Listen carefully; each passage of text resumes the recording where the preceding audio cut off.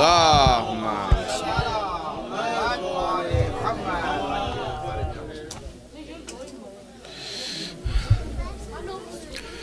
Okay, if you can let everyone know outside that we are going to start, so they can start coming in.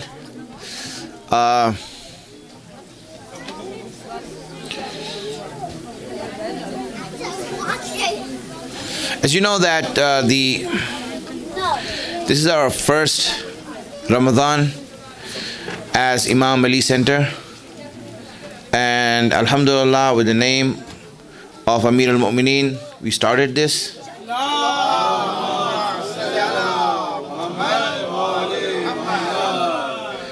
And we see that it's already becoming small for us, right? And inshallah, we will pray and ask Allah that He blesses us, with the ability and the tawfiq to do the dhikr of Ahlul Bayt in the best way possible. So, for the Shuhada of Islam, please recite a Surah Fatiha.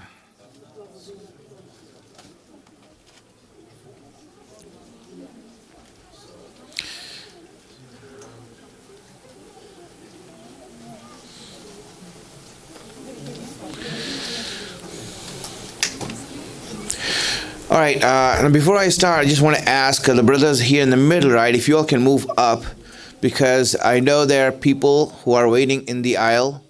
They're seeing that there's no room, and that's you all in the aisleway can come inside, so we can make room. There you go.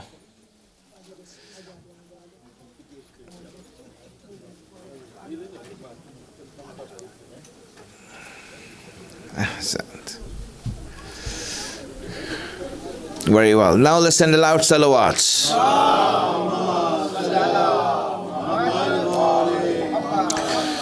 حسبنا الله نعم الوكيل نعم المولى ونعم النصير أعوذ بالله من الشيطان اللعين الرجيم بسم الله الرحمن الرحيم الحمد لله رب العالمين والصلاة والسلام على أشرف الأنبياء والمرسلين سيدنا ومولانا أبي القاسم محمد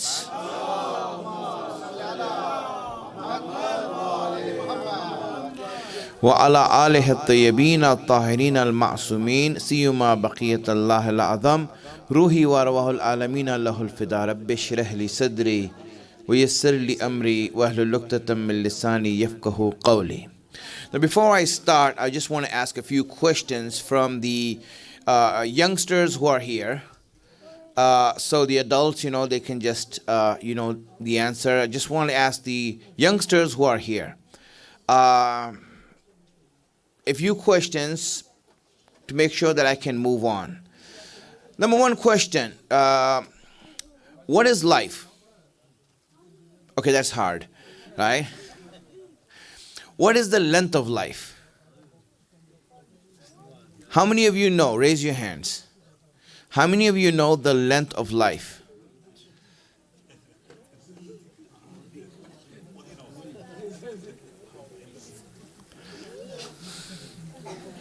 Okay, I just want to see how many of you know that. Okay, how many of you know the height of life? Raise your hand.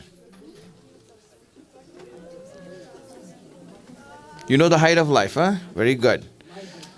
And how about anyone else? You know the height of life, Imran? Yes? Okay. Very good. Again, so I'm going to ask you now. The length of life. Hassan, you want to say what's the length of life? Infinite. Very good. Very good. It is forever. You are alive forever. Death is not going to finish your life. It's not going to finish your life. You are going to live. And this life is forever. Okay. What is the height of life? Imran? What? Right. What you make of it. Okay, good. Anyone else knows the height of life? Girls? Any of the girls know what the height of life is? What do you mean when you say the height of life? Okay. Yes. Okay, very good. What level you're going to be in Jannat or your life forever is decided here. So it's the level that you reach. So these are the two things we discussed so far. The length of life and the height of life. Now, the reason I mention this for the kids, right? And obviously, they will just know the terms.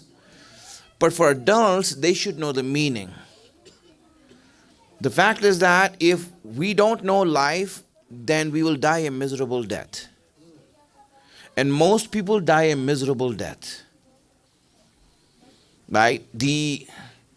Again, as I said, the only thing that you can be thankful for in LA when you die is Ebola, That's there to do your last rites, Otherwise, life wasn't fun. It wasn't satisfying. It wasn't gratifying. We went through life. It was really something sorrowful when we don't know what it is, what we are doing. And hence, if I know that I'm going to live forever, and whatever I am going to become depends on here, then it means that this life here is going to be very exciting. I should be motivated to do everything. The motivation for a believer comes from here. I don't have time. I need to do whatever I can. I need to leave my stamp and my legacy behind. I don't have time to waste around. I don't have time just to wander around and see what's going on here. Really, I need to be motivated, inspired to do everything that I can. And that's why a mu'min is involved in as many activities as you can find that are going to bring about ajr and sawab and reward for him. He's always involved in that, doing something. I need to because I can't waste my time.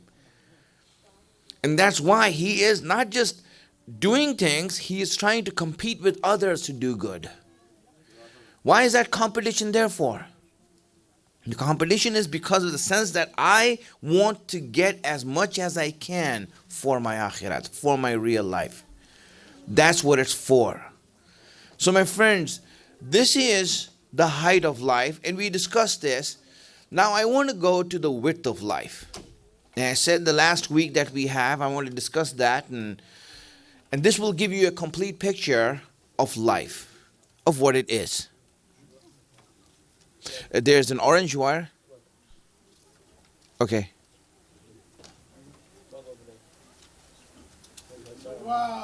Allah. Okay, we are back. Nare takbir. Allahu Akbar. Nare takbir. Allahu Akbar. Nare risalat. Ya Rasulullah. Nare risalat. Ya Rasulullah. Nare Haidari. Ya Ali. Nare Haidari. Ya Ali. Nare salawat. Allah.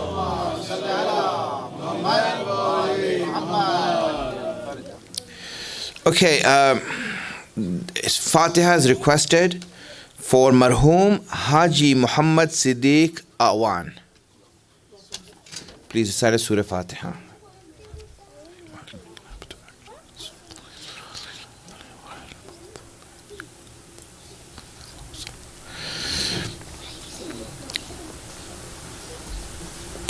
All right. There was a story, almost real life, right? But it seems very surreal when you actually look at it.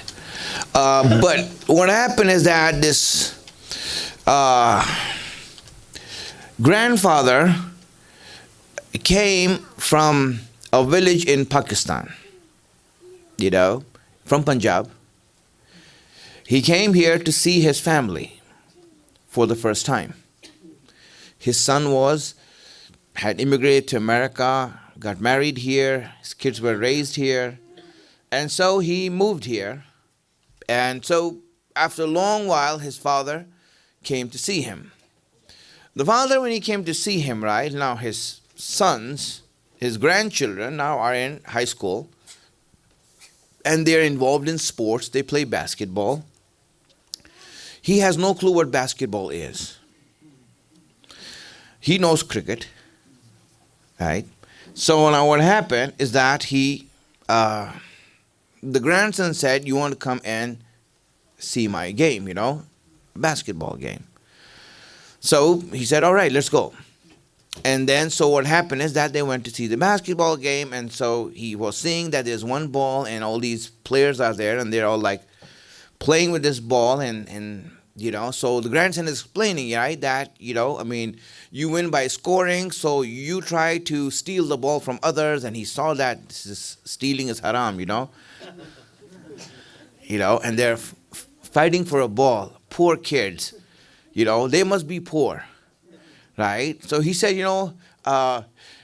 take me to a place where you can buy basketballs. So they went to Walmart, and so, he then bought a lot of balls, basketballs, and he came back, and then, he saw these people playing the basketball, so he said, "Here, have these balls, now everyone can play with their own ball."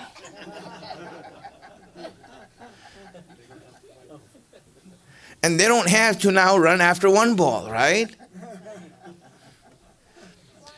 And now everyone looks at that and says, but, now why is he wrong?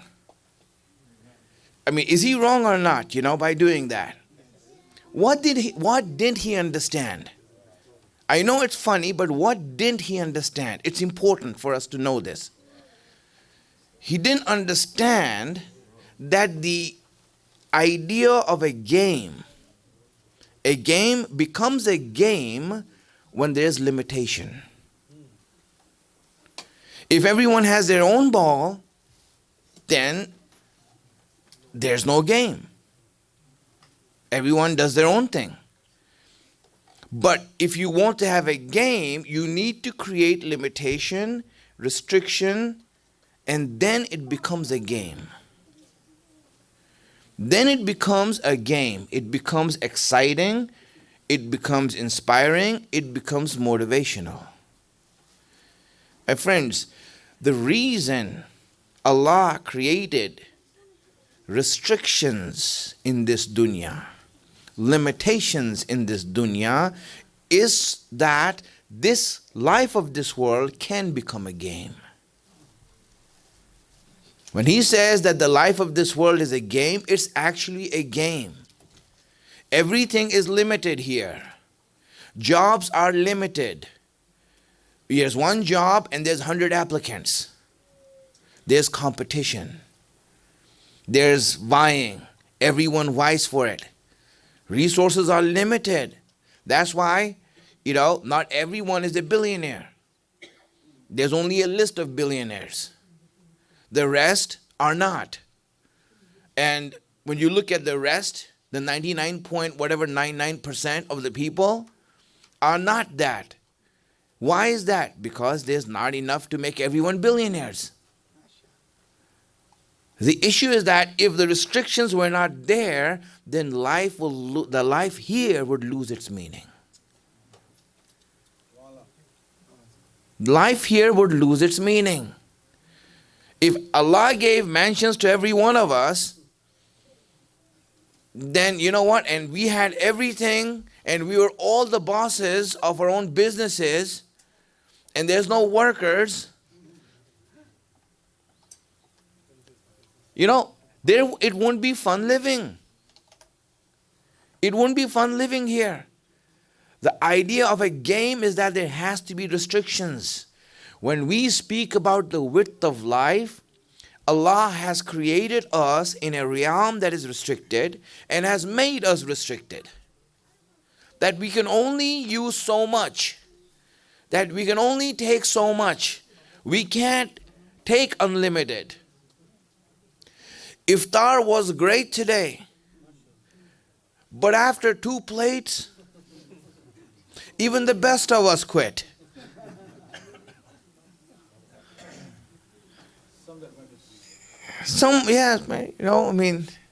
Good for them, And so what happened? Why did you quit? Why couldn't you do more? I mean, iftar, food, is Allah's blessing, right? It's Allah's blessing. And Allah wants to give you blessings. But the problem is, we can only take so much. We can only take so much. Imagine this, for example, when you are doing whatever you can, you'll see that just only a little bit you can take. Knowledge, how much knowledge can you take?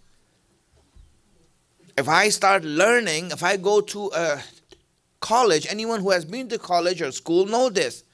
If you take, for example, 12 credit hours, you're a full-time student.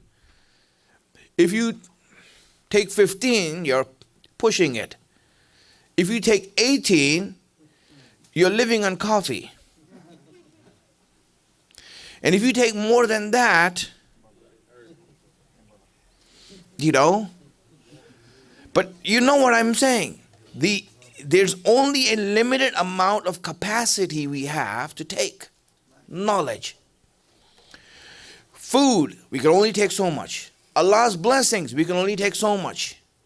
Why is that? That limitation of us unable to use Allah's blessing is a limitation that Allah has created us with. We all have it. We all have it. I know some mu'mineen from some parts of the world, I've been with them. When they have iftar, at first they serve chai. At first they serve chai. Why? And I asked, why? I mean, in the masjid, they all drink chai first and then they go for the food, right? I'm like, why are you drinking chai first, and all that? He says, because chai is hot, it will expand the stomach. So we can get more in. I mean, I was shocked, I mean, I don't know if that works or not, But that might be some sort of thing that they learned, And you see, why? Because you only have a limited amount of capacity. Some people have, that's it. This limitation that we have is what makes us unable to use the blessings of Allah. So what Allah does is that He doesn't do israf. He will only give you that much blessing that you can use. If He gives you more than that, then it's not meant for you. It's meant for someone else. You see, Allah, when He gives you blessings and ni'mat and rahmat or rizq, your rizq is what you can use. Everything other than that, Allah has given to you as an amanat to give to someone else.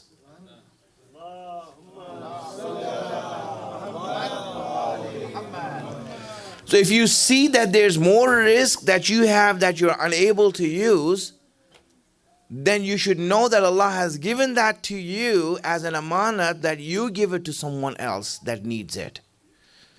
Because your risk is what you can use and you can only use this much. There was an interview I read long time ago of this Arab guy from the Middle East who was a arms dealer. And the interview was because of the fact that he was one of the richest men in the world. And he used to do arms dealing between countries and nations. And so there's a lot of money involved in it. So, some of us, our income is, for example, a yearly income, right? Our income is such that it can be counted as a yearly income. How much do you earn a year? Oh, 50,000, 80,000, 100,000, that's my yearly income. So your income is small enough that it can be counted as yearly. This guy, his income was counted by the hour. Or by the minute. Every minute he earns this much million. Right? They say that the amount of wealth that he has, every minute he earns this many million, on the average, right? They put the average there. So obviously a rich guy, right? So they had an interview on his yacht. Now, he's one of those people, you have a lot of people who have yachts, and the yachts are in the harbor. But his yacht was so big that it couldn't get into the harbor. So they had to go to him, in the sea. So the interviewer was taken there by helicopter, and they went there, and he was having an interview. And obviously, for example, for the people of dunya, this is like a big thing, right? Oh my God, you're such this, you're such that, and they're like enamored by him. So the interviewer is asking, so how much do you really have? How much do you really have? So the answer that he gave is interesting. He says, I have the clothes that I wear, the bed that I sleep on, and the food that I eat. Everything else is useless for me.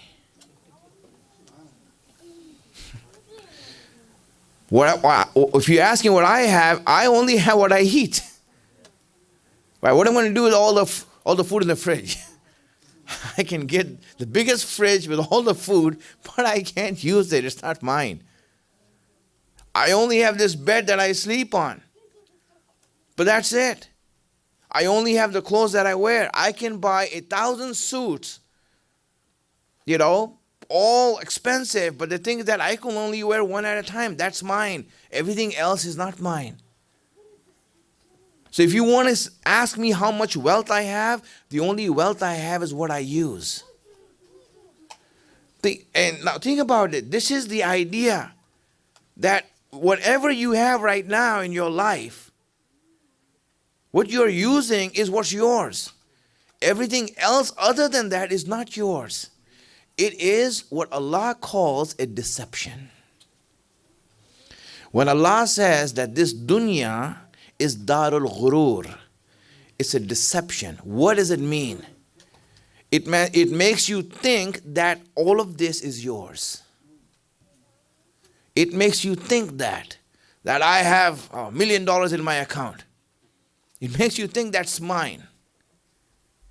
It's not. What's yours is only what you can use.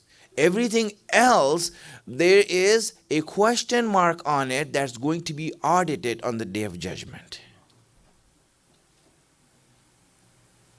And so I gave you this, but Allah, I thought that was mine.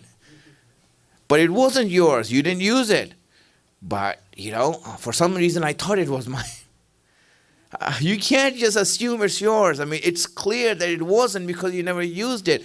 It's going to go to someone else. Either it's going to go away by you voluntarily or by force. And by force, I mean death. You die, that money is going to go away to someone. Either your children. If you don't have children, it goes to the state. Someone's going to take it. That's what Imam Ali said, right? He said, it's wealth that you have, someone else is going to take it. It's not going to be yours. Whatever is yours is what you can eat. This limitation of how much we ate, how much we can handle, this is called the width of life. This is the width of life. I can't use that much. This is what I can use. And if I know that I can use this, then I don't have more capacity. So now my job is to see how much can I increase this capacity. How much can I raise it? How much can I do this? Some people have more capacity than others. My friends, let me put it in another way so that you understand this better. Send the salawats.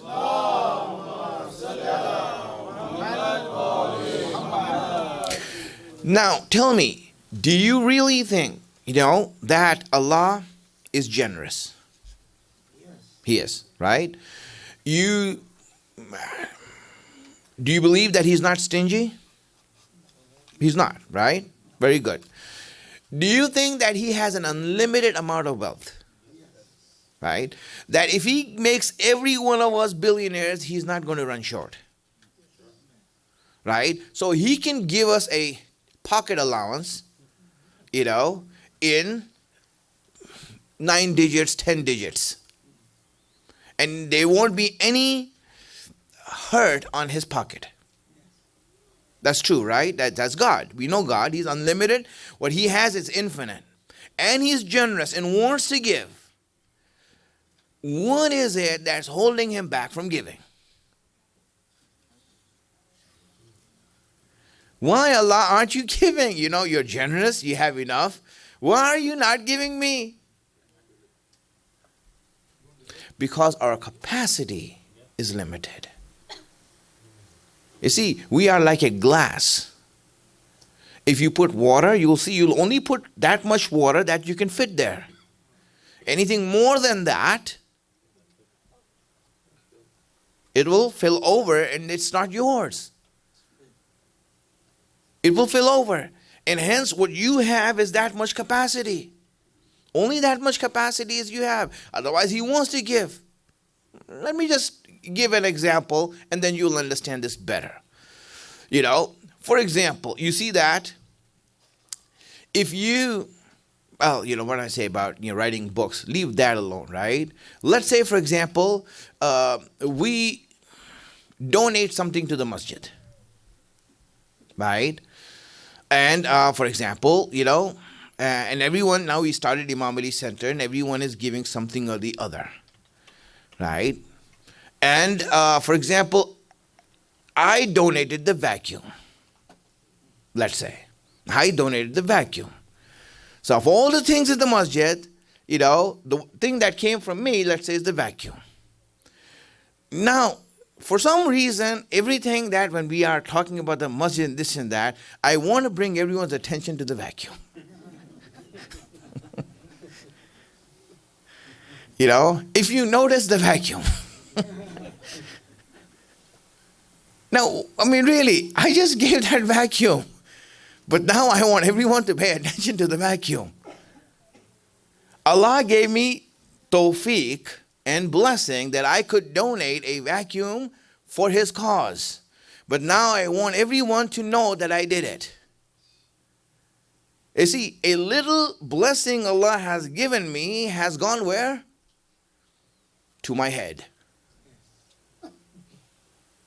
Right? It's gone to my head right away. Let alone, you know, writing a book. You know, you write a book, for example.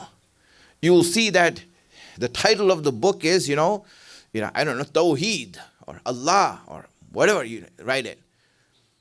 You will see that, you know, I want my names in bigger fonts. You have a small artwork of Allah and my name in bigger fonts, right? And you see that. I mean, Allah gave you the tawfiq of doing this much work, but, you know, it went to my head. Really, it went to my head. Now imagine if we had done greater things. Oh my God, you know, if we had more fazilat than that, if we had greater tawfiq and blessing than that to do greater things, you know, I mean, we're just, you know, be on our way to being God now, you know. Worship me. Praise me. You know, I mean, that's how we will be. And that's why you see that we don't have that much tawfiq to do that. Really, if, you know, if we were the one who struck Amr ibn Abdul Wad, if we were the one who took out the door of Khaybar, imagine that. If we were the one who did that, I mean, I tell you, right, Islam would be in my name, you know. It would be in my name, you know. I'm that guy who did this, you know. We'll be ruling over others, dominating over them. It'll go straight to our head. Our head will become so big, they won't be placed on this earth to put it. This is how much our ego will become. But when you look at Imam Ali,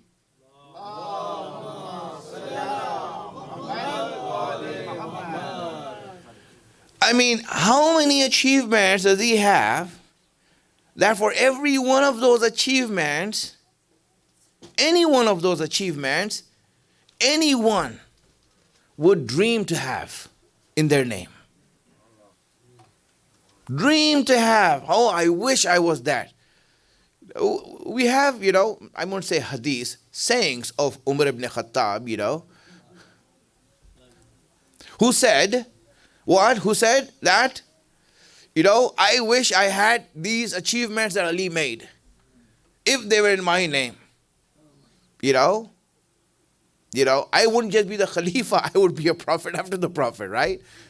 And I'm just making the last part up. He didn't say that, right? What I'm saying. But he wished for it. So why did he wish for it? He shows that, he has so much achievement. And then when you look at Imam Ali, with all the achievements that he made, with all the greatness that he had, and everyone is indebted to them, each of those things. For example, in one hadith, Rasulullah said that everyone is indebted to Ali. Islam is indebted to Ali. Islam means that Allah, when he looks at Imam Ali and what he has done for Islam and to save Allah's message, it's amazing what he has done. And then when he unhinged the door of Khaybar, here Imam Ali is walking back and people saw that. They saw that he just took out this door that takes 20 men to open. With his own bare hands. He took it out. Some places says with 2 fingers.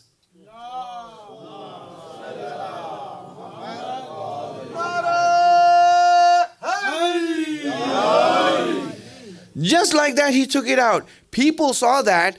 The people inside saw it also because they were like looking down from the door. They think, oh, he's not going to get back that door. And they see the door flying. What happened?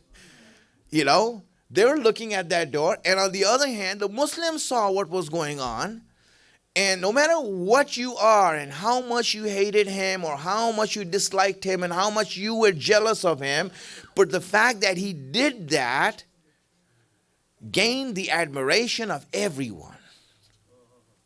Everyone was talking about him. Did you just see what Ali did? He saved the game. He just blew away everything. Blew it out of the water. It's finished. Everyone was talking about Imam Ali. And, this was the time, when, for example, after a good speech, everyone is like, a good speech, And there you go, yes, of course, And here he is, saving Islam. And even the Prophet saying this, that what Ali has done, has made everyone indebted to him. And then when Imam Ali walks back to the Prophet, he walks back to the Prophet and to the Muslims, and the Muslims are like, just cheering him and praising him and all these things. And the only thing that Imam Ali could tell the Muslims, the only thing that he could announce, and the only thing that he said to them is that it wasn't me, that was Allah who did that.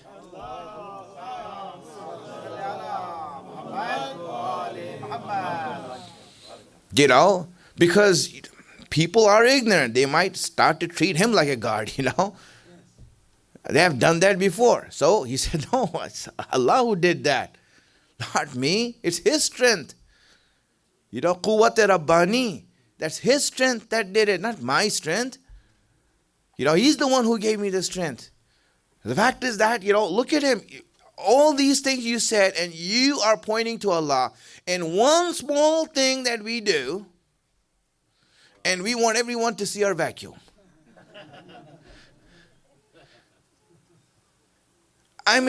Really, my friends, why is that? The reason is because Allah says, I can't give you more than this, because if I do, it's going to go to your head. You will be destroyed. You will become Fir'aun. You will become Namrud. That's why I keep you here, because you can't handle it. But when Allah wants to give, He gives everything. He's able to give everything. So when He gave to Ali, when He gave to Ahlul Bayt, the more He gave, the more they bowed.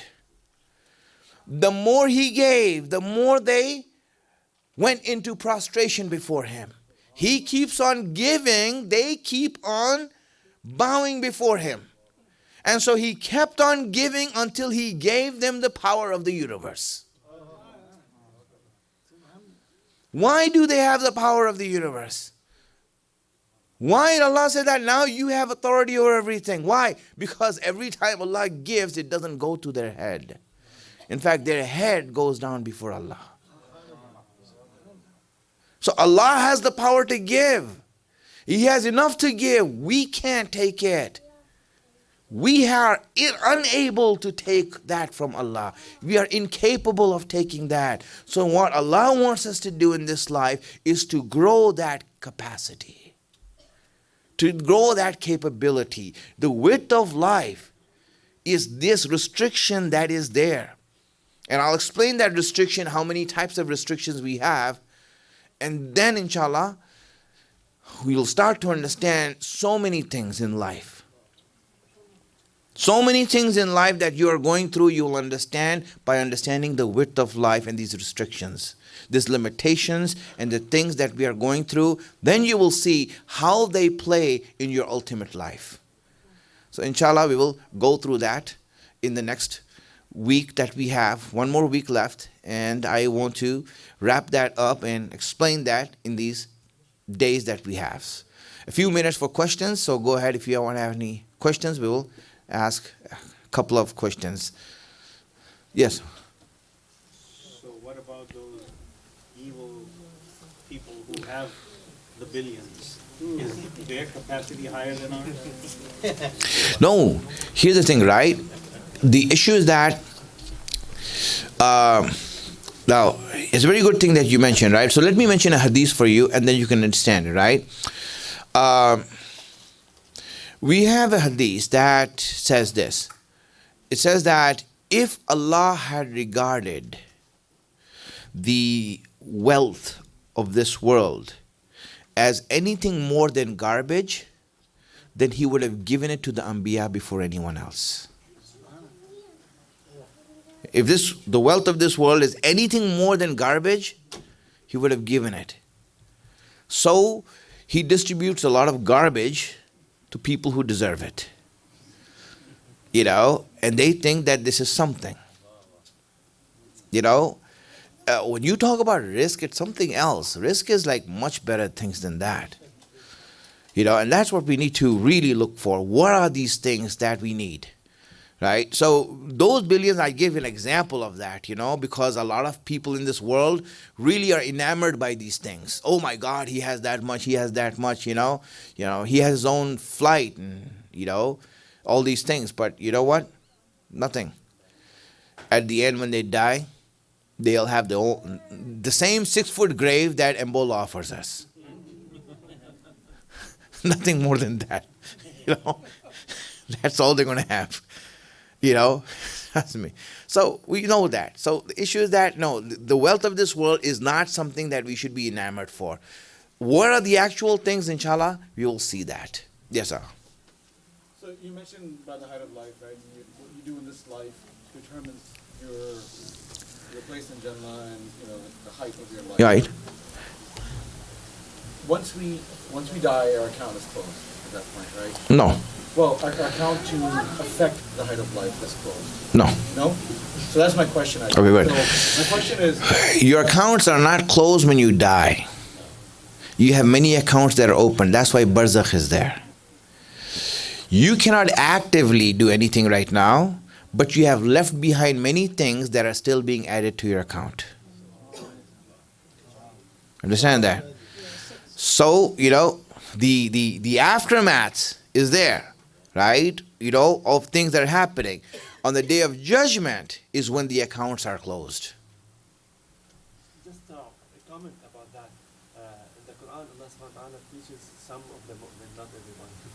Those who are heading toward Him to say, رَبَّنَا أَتْمِمْ لَنَا نُورًا. If Yes. you die before you reach, Allah will make you reach. Yes, and as He says, also in the Quran, in that ayat where He says, whoever migrates to Allah and on the way dies on the way, Allah will complete his journey for them.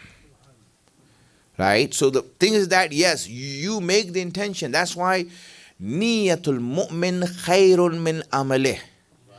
The niyat, the intention that he makes is greater than his actions. So make your niyat that I want to, why can't you make a niyat that if I was in Karbala, I would give water to Imam Hussein's children? Make the niyat, and Allah will fulfill it for you. There's no one stopping you from making the niyat. Allah says, make the niyat of doing great things. You will see that it will start happening when you die. The accounts are not closed, it will go on. That's why leave behind a good sunnat. Any sawab-e-jariyah. Like for example, a center or a masjid, you help the center, you see what happens. Whatever is happening in the center, right, as we grow forward, and all the ibadat that's done, all the dhikr that's done, all the majalis that is done is going to be counted towards you. As, no matter how long they run for.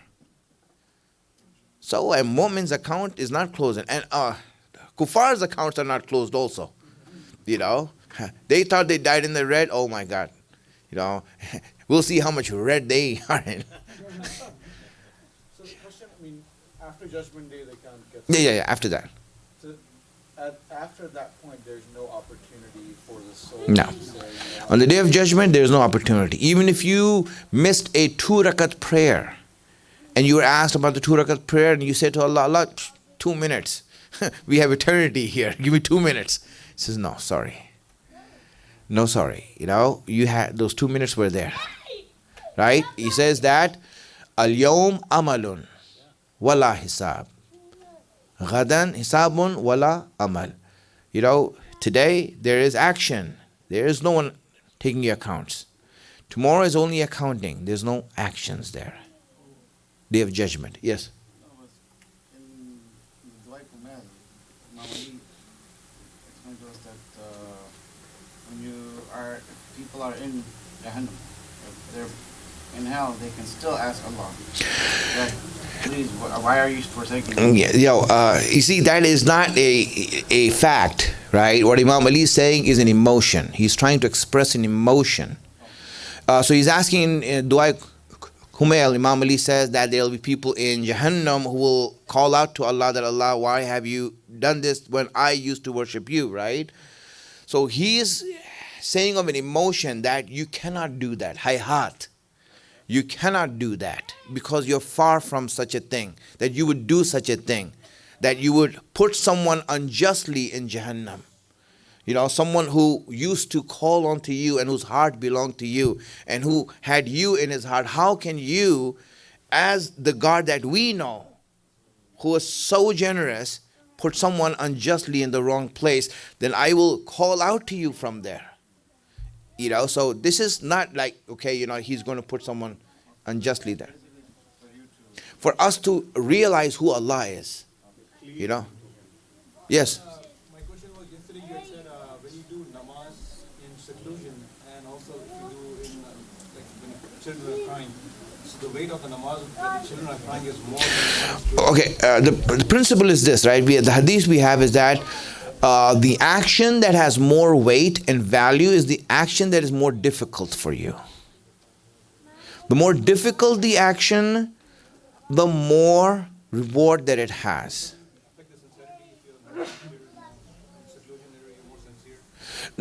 Again, sincerity is not just, how do you judge that? How do you judge ikhlas? You don't judge ikhlas when you're alone and you're feeling good. You judge ikhlas by the fact that no matter the problems that you have, but you're still obedient to Allah. That shows more sincerity. That in spite of all the problems, Allah, I'm going to do this. When you are at the airport and you know that everyone's going to watch you pray, Most of us like, inshallah, when I get home, Allah understands. Yes. But then what happened to that? There'll be some who will say, no, Allah, for you. It's hard. But, sincerity is known when it's difficult and you do it. That's why that's the principle, a general rule of thumb, understand that, is that whatever is difficult for you, if this is difficult, then it has more weight, more value. Yes? Last question. What's the brand of our vacuum cleaner? I don't know. But it's a good one. Yes. Yes. My question is, in your speeches, you said we have limited time. Like for example, you give the example of shopping spree. You know, you got 5 minutes. You're not going to be stuck in the underwear aisle, right? You have to go find the most important, valuable stuff in the store. So, like, what are these? I mean, if you can please highlight few things which are more valuable, which we can. No, that's what I said, right? In the last 2-3 speeches, I was telling you that, right? That the more important items on the list, where it has more reward than anything else: jihad, amr bil ma'ruf, nahy anil munkar, tawalla, and tabarra. 5 things that are above all, right? You know. But what we can do in everyday life, we cannot do jihad every day. No. That's what I'm saying, right? So, but you can't do tawalla. You can't do tabarra, right? Not in the meaning that our people understand. That's not tawarra. That's not tawalla. It's completely misunderstood, and it's just a blasphemy of what it actually means, you know. Tawalla means to establish the government of Imam Zaman. And tabarra means to oppose every other government other than Imam Zaman. That's what it means. Everything. I mean, no matter how good you are, listen, I love you all, this and that, you know, but still, you know, I want my Imam. And you are an obstacle for my Imam. That's it. I want my Imam more than anyone else, more than anything else. And that's difficult when you do that. And as a reminder, so now, since you have said it, right, listen, Friday, remember on Friday, 4 to 6 is Yomul Quds. On this Friday, Yomul Quds is going to be in Rancho Cucamonga. We got the permit for the Day Creek and Foothill. Day Creek and Foothill, there's a Best Buy there. So you can park in the parking lot of Best Buy, right? And we are right there. So again, the important thing is this.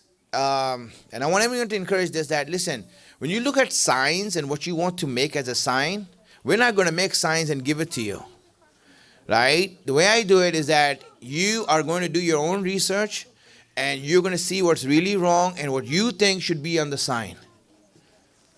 What you think should be on the sign, so that you want to give a message. You make your sign something that comes from your heart. Right? This is the day that we stand with the oppressed and against oppressors. So that's there. Number 2 thing, right? So 4 to 6 will be keep an honesty, and I'll also send it in the group. Second thing is that the Eid program is on Wednesday. It will be here at 9 a.m. Eid, the Eid prayer. We'll just have the Eid prayer and snacks and all these things. Is it for sure that it's going to be Wednesday, the Eid? Or? Most probably, I'm looking at it, right? Most probably it'll be on Wednesday. You know? I know that, you know, some of these other, not our masjid, Sunni masjids have already announced it as Tuesday, you know, whatever it is, you know, but they also announced next year's Eid also. So don't worry about them.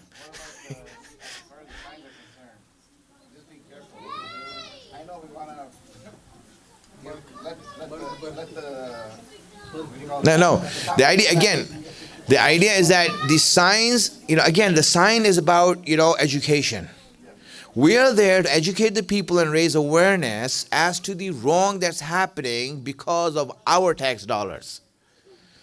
We live here, we pay taxes, and if our tax dollars are going to kill people, then as consciously as Americans, we should not accept that. We should not accept such a thing. Right? That why are my dollars going to go and kill people? Right? And make them refugees and ruin their lives and devastate their countries. This is something that we need to oppose, and we need to stand up for that. So it will be here from 4 to 6. From there we can come over here and then, you know, have a, you know, I don't know the biryani part, that's him. If you're cooking, then all right, so that's it. And now, for the now the other thing about Eid, I'll announce it. Zakatul Fitr is $10, right? Because we are in Inland Empire. Probably in LA it might be $12. You know, things are more expensive there. You know, but here it'll be like $10 is fine. You know, other than that, inshallah, you know, that's it. You know, we all want you to sign up for information. If you're not on the list, you know, please go ahead. If you want to donate on a monthly basis, we have forms over here that you can do that. Yes, ma'am. If we are not here, we are out of state, how do we give the fitrah on Eid? Well, We can keep it separate. yes. Right, actually right now you can give it, leave it here so that it can be given. Okay. Yes. For the Eid festival after the Eid, are we going to have anything or? Okay, on the Eid day itself, no, right? It's Wednesday, and we are still looking for a place to have our festival and all these things. And that's a little bit tricky because parks, they don't allow rides or anything of these things. Just a bouncer. And so we are trying to still find out a place and a venue for that. We will let you know, right, as soon as we get it. Any other questions? Are the ladies all excited? Okay. All right then, inshallah. Let's read ziyarat.